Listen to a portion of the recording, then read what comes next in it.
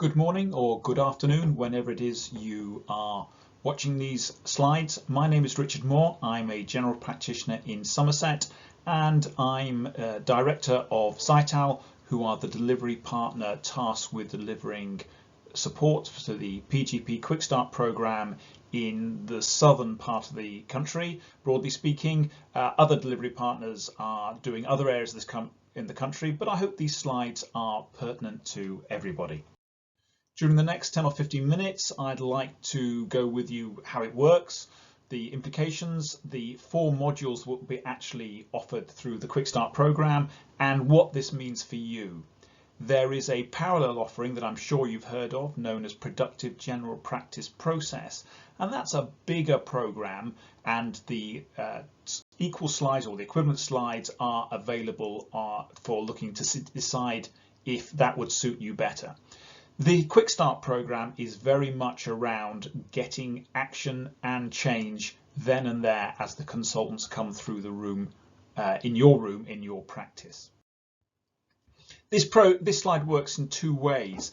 The productivity of a general practice is wide and varied and large, and we won't seek to work with you to change that. But what we will seek to do is to look at the effort and the processes and the systems necessary to get the output that you are getting, and see if we can make visible any areas of waste where you can make choices to change the way you do things, changing them so that they're quicker, cheaper, better and faster. And the only way we can do that is by eradicating stuff that doesn't contribute.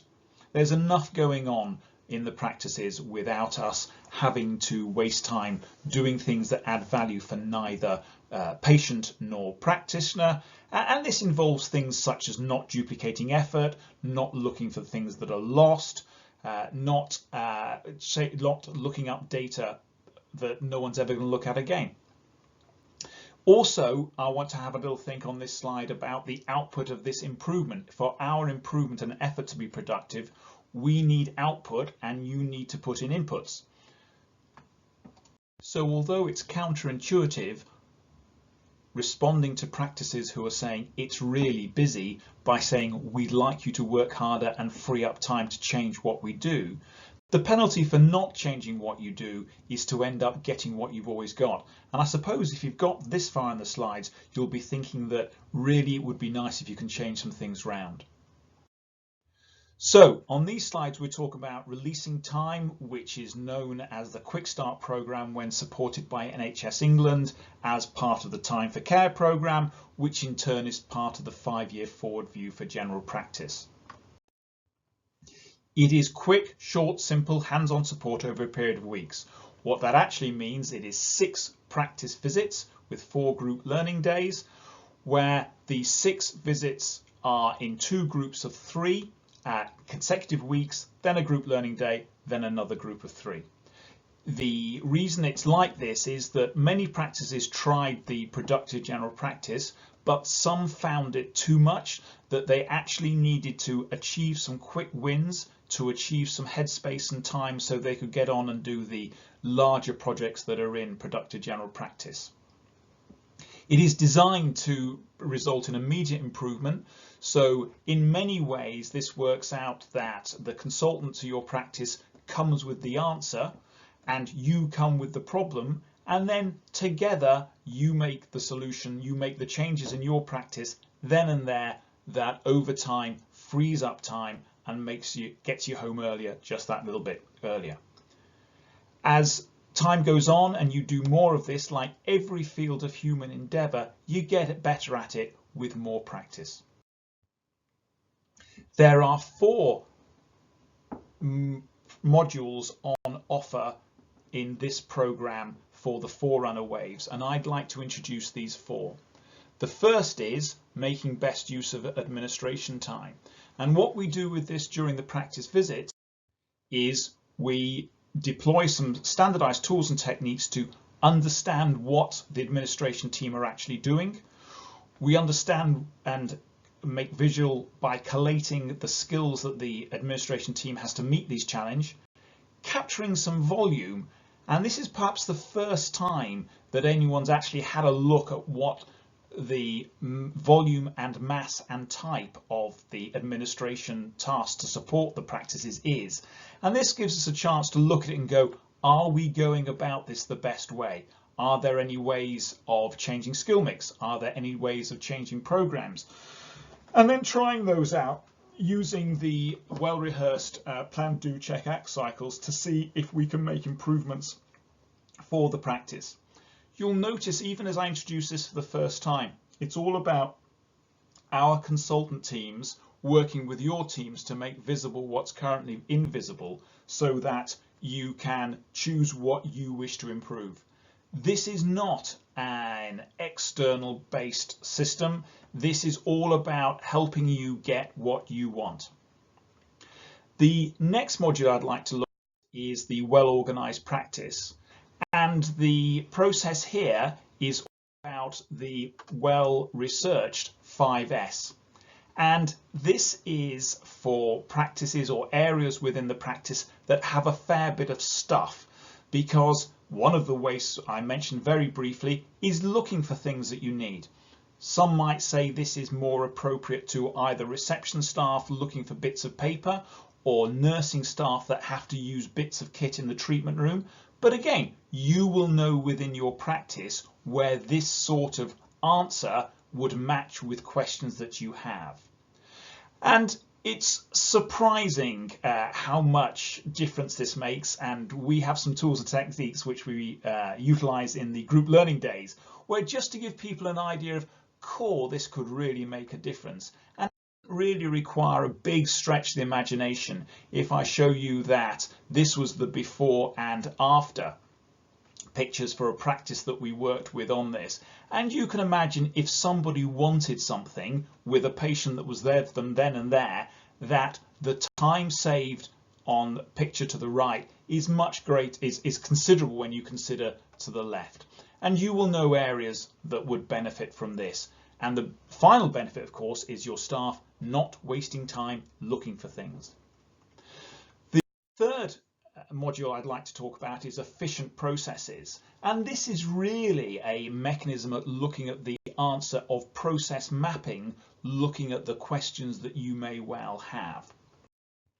To work with you on this, that first of all, we'll choose your process. Many practices choose prescription workflow because there are just so many of them flying around. And many times practices have not had an opportunity to sit down in a multidisciplinary team with the receptionists that are taking the call, perhaps pharmacy technicians are supporting some work, perhaps you might have specialist receptionists supporting them, medical staff prescribing, nursing staff prescribing, and it's often had a chance to grow like Topsy. And this has led to inefficiencies, and this is an opportunity to really sort out what you're doing at the moment, what you'd like to get there.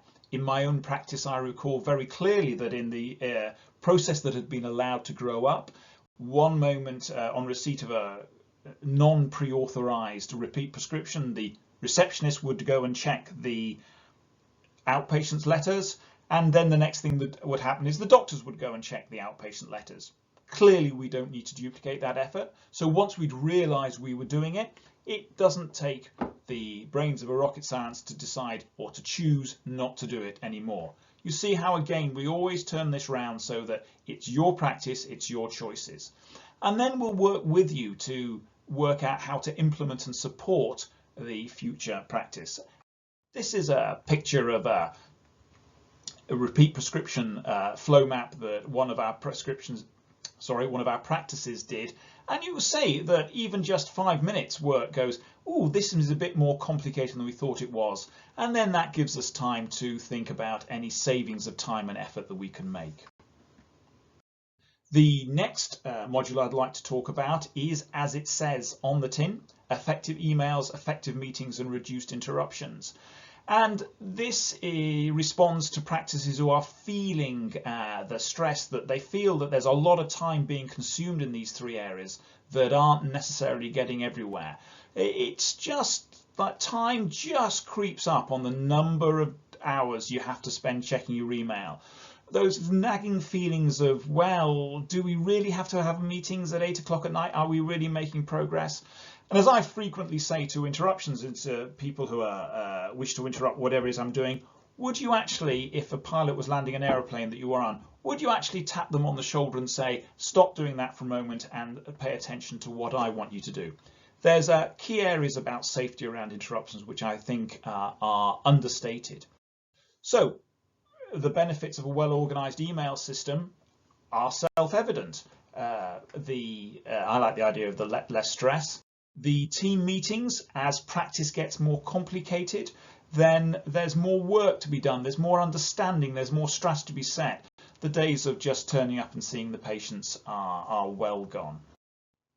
And within looking at reduced interruptions, one of the techniques we'll go through and to make visible and educate the practice in is this idea of root cause analysis. And this is a very powerful technique, not just for reducing interruptions, but for a whole variety of frustrations, because by modifying the root cause, then long-standing and permanent change occurs. Whereas if one does not address a root cause, then frankly the system goes back to exactly where it was as soon as our back was turned, and there's no benefit from the effort involved in trying to seek change. Going to in more detail exactly the support that we will provide, that there will be 4 group-based learning. 2 of these are before the program starts, so that we can have a chance to come together and go through in detail a little bit more about the implications, a little bit more of the theory and detail behind the program, so that the practices can get themselves orientated and ready for change. There will then become 3 practice visits at consecutive weeks. Now in this program, in the Quick Start program, there's no homework to be done, there's no preparation to be done, so all the work will be done at those meetings. This is unlike productive general practice process support, where there's data collection and to be done in between meetings. So this program is very much for people who want to get a start and are wondering where to start and to obtain traction, and this is the way to do it. There'll then be a group-based learning day in the middle, which is what's going well, what's not going well, and this is often an opportunity for shamelessly to steal ideas off other practices. There is no problem in the practices coming together to work to break problems together. Another 3 practice visits for the second module you choose, and then a wash and brush up at the end. The wash and brush up at the end is actually critical for us, and it's critical for you, because at that you need to demonstrate the data that you've collected, the improvement you've made, and the change in the data. And that's got 2 big constituents that serves, one of which is you prove to your practice that you set out to achieve something and you've achieved it. And that raises the morale, gives a sense of control in an area where, let's face it, it can be very easy to feel out of control at the moment in the practices. Also, we'd ask that you shared that data with us and also with NHS England, so that the wider taxpayer can get an idea that this program is worth investing in the progress is being made, so that we can secure investment in further years for the practices that will pick it up in further years. The support is for 2 modules, so choose 2 out of 4. And I hope at the end of this brief presentation you'll have a feeling for where your pain and discomfort is and which solution would be most likely to meet that.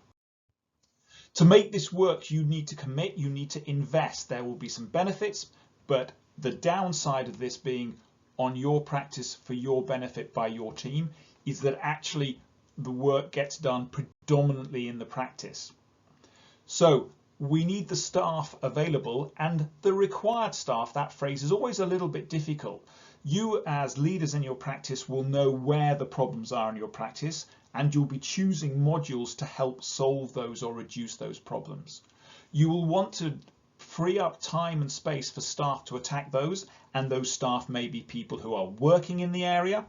They may be staff who are not optimistic about change. So you might say to someone who feels that actually this isn't going to work, I need this fixed, but that's not going to work. You might say, well, perhaps you'd like to work in the team that will improve it. So that requires a bit of thought and a bit of subtlety. And of course, they need to be freed up. I'm sure no one was sitting around twiddling their thumbs before that started. That's for the practice visits. For the 4 half-day group-based learning sessions, we'd like to engage in the early sessions with leaders. So we often find we're dealing with the practice manager and the lead GP. Although there's not a desperate need or a mission critical need for the general practitioner to attend, we have found that practices who have a general practitioner engage at the beginning and provide a positive input so that they have a positive attitude and they contribute, have a far greater chance of getting success out of the program than those that don't. And of course, we need to agree the schedule of visits. If we don't do this work, it won't work.